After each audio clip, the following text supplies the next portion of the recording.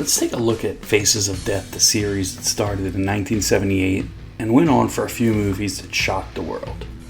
Faces of Death, later re-released as the original Faces of Death, is a 1978 American Mondo horror film written and directed by John Alan Schwartz, credited under the pseudonyms Conan Lecilier and Alan Black, respectively.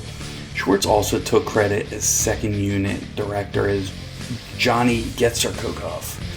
He also appears in one of the segments of the film as the leader of the alleged flesh-eating cult in San Francisco and has brief appearances in several other movies of the series. John Alan Schwartz has said that this movie's budget was $450,000, and there are estimates that it has grossed more than $35 million worldwide in theatrical releases, not including rentals. The film, shown in a documentary-like style, centers around pathologist Francis B. Gröss, played by actor Michael Carr, who presents the viewer with a variety of footage showing different ways of death from a variety of sources. Pathologist Francis B. Gröss states to the viewers that he has become interested with the transitional periods of life and death thanks to a recurring dream. He's accrued footage from several parts of the world in an effort to better understand and study the many faces of death. In Mexico, Gröss has captured the mummified corpses of the deceased inhabitants of Guanajuato, as well as a video of a dogfight. He next examines the natural predators of the Amazon rainforest and the ways in which they kill their prey. Footage of a live monkey being killed and its brain being eaten by guests at a banquet is also shown. A man's killed by an alligator, an act that Gröss calls a violent retaliation from a creature who has suffered continued abuse from mankind. Gröss narrates over recordings of human deaths, the only species who kill for greed. That line has always resonated with me since I watched this film as a child. Gröss talks about other types of killers, the one who kills for no apparent reason. The film shows accidents and their aftermath. Gröss explores the idea that supernatural forces could exist. Gröss ends by questioning if death is the end of the beginning or the beginning of the end, and leaves the footage that he has shown to the viewer's interpretation. The movie's often billed as banned in 40-plus countries, but this claim is doubtful. Although several of the human death scenes and one depicting a monkey being killed are obviously fakes, with Alan A. Apone, makeup and special effects artist for the movie, saying that about 40% of it is fake. Some of the footage is genuine. Due to its graphic content, Faces of Death was banned and censored in many countries. In the United Kingdom, the film was prosecuted and added to the Video Nasty list, as it was deemed too violent to the Obscene Publications Act in 1959.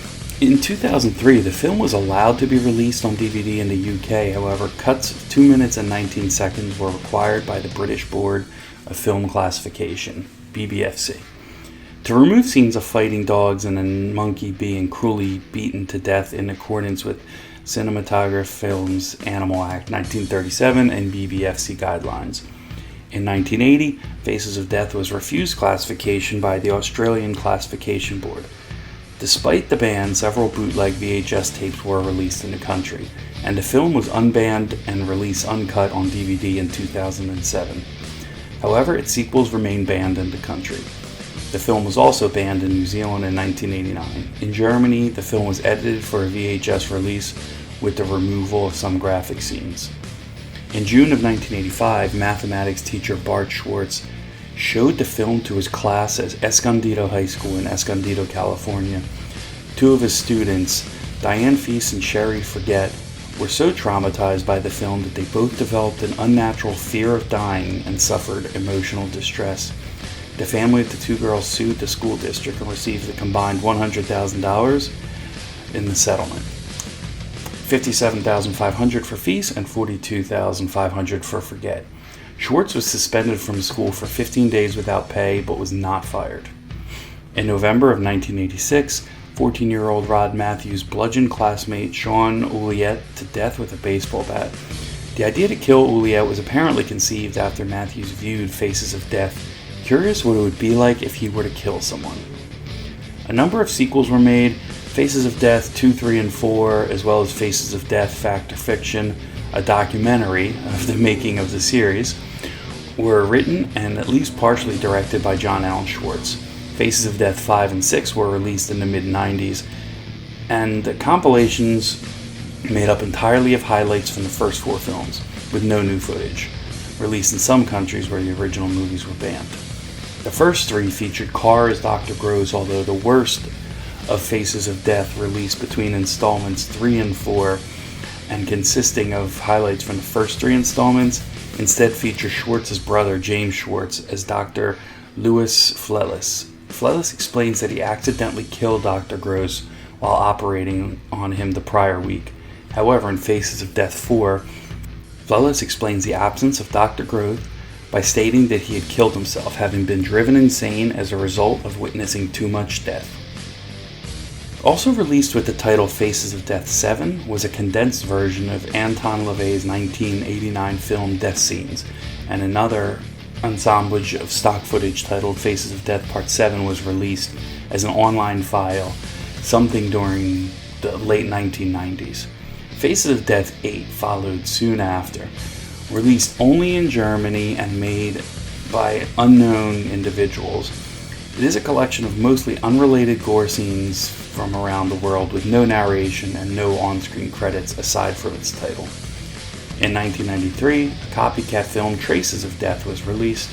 This movie contained significantly more real footage of actual deaths, including the footage of televised suicide of R. Bud Dwyer. My personal take on the impact of Faces of Death: the generation of today could not possibly comprehend the purpose that the film served 30 years ago. Information was not so readily available, so we did not know what was real versus what was faked. We believed that everything was real, and this was the nadir of horror. Besides, there are no secrets on the internet, so this film would not pass a sniff test rather quickly. You could not make something like this today. Part of the culture around Faces of Death is the wealth of misinformation that surrounds it. Some of it deliberately planted in marketing materials. Then there's people repeating falsehoods about the movie to their friends, either because they don't know any better or because they want to make the movie scarier. What was faked? When the original Faces of Death was released on DVD, special effects artists were finally credited for work on their film, which raised eyebrows because this was all supposed to be real. The scene with the monkey has admitted to have been faked, and as was the electric chair scene. The monkey brains were cauliflower food coloring and gelatin. To watch the films now, you start to wonder how you ever fell for it. But when you're 10 years old, the idea that this could be real and you are watching something taboo is too much to resist.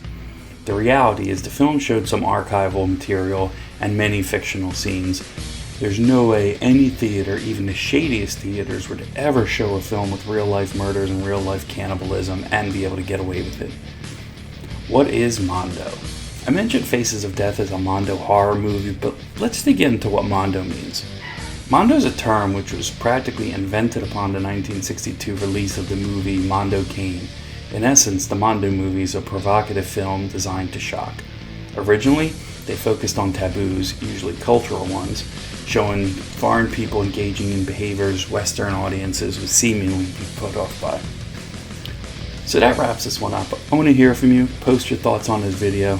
That's it for this episode. Make sure you like this video. Make sure you share this video. Make sure you subscribe. But most of all, make sure you keep it horror.